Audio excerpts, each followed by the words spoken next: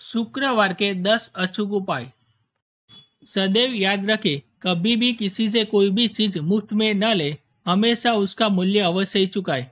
कभी भी किसी व्यक्ति को धोखा देकर धन का संचय न करे, इस तरह से कमाया हुआ धन टिकता नहीं है।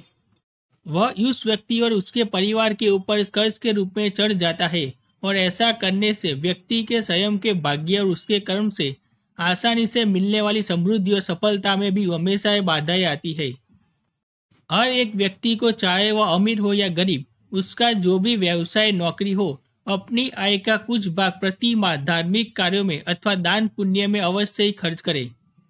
ऐसा करने से उस व्यक्ति पर माँ लक्ष्मी की सदैव कृपा बनी रहती है, उसके परिवार में हर्ष उल्लास और सहयोग का वातावरण बना रहता है तथा सामान्यतः वह अपने दायित्वों को पूर्ति के लिए पर्याप्त धन अवश्य ही आसानी से कमा लेता है। स्त्रियों को स्वयं लक्ष्मी का स्वरूप माना गया है।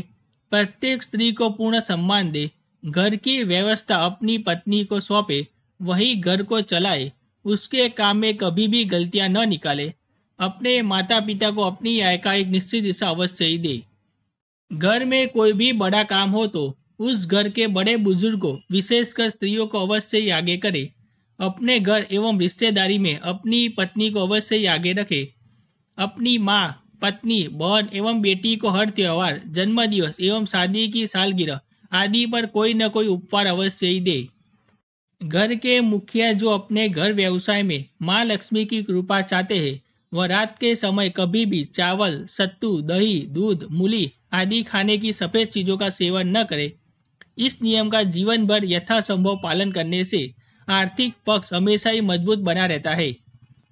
शुक्रवार को 125 ग्राम साबुत बासमती चावल, 125 ग्राम ही मिश्री को एक सफेद रुमाल में बांधकर मां लक्ष्मी से अपनी गलतियों की क्षमा मांगते हुए, उनसे अपने घर में स्थायी रूप से रहने की प्रार्थना करते हुए उसे नदी की बहते हुए जल में प्रवाहित कर दे।